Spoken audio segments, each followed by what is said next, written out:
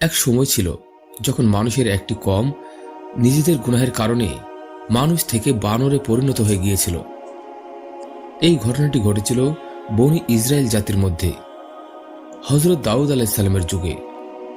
এই কম বাস করত সমুদ্রের ধারে। তাদের জীবিকা ছিল মাছ ধরা।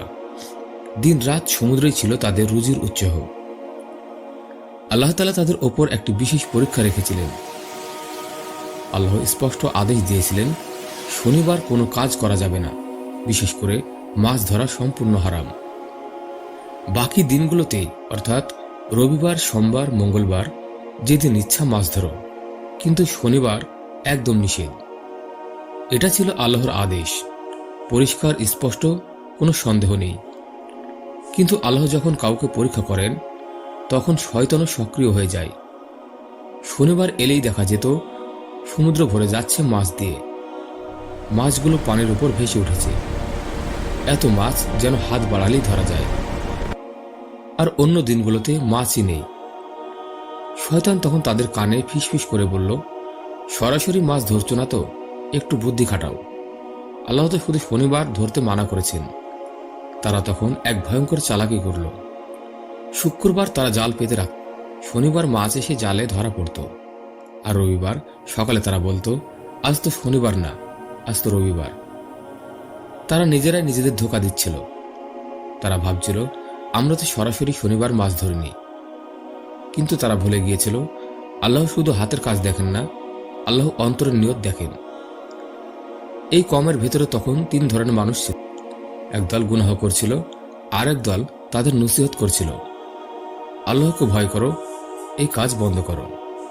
আর তৃতীয় দল চুপ করেছিল। তারা বলতো, এদের বলেও লাভ নেই। যারা নসিহত করত তারা বলতো, আমরা আল্লাহর সামনে দায়মুক্ত থাকতে চাই।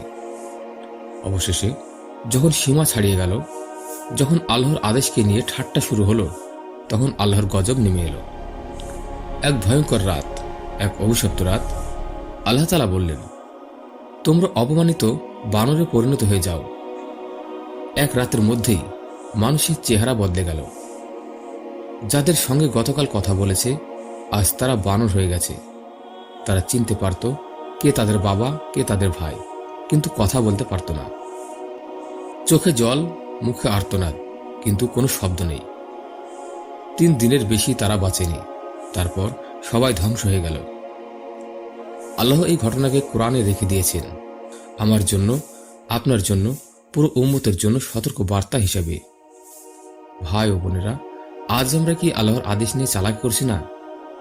নামাজ ফাঁকি দিচ্ছি, হারামকে হালাল বানানোর চেষ্টা করছি, গুনাহকে ছোট করে দেখছি।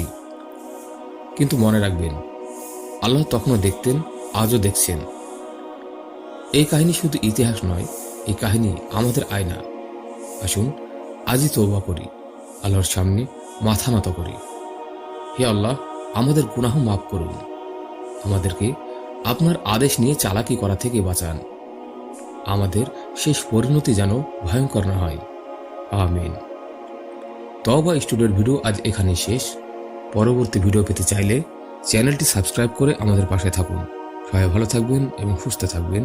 আল্লাহ হাফেজ।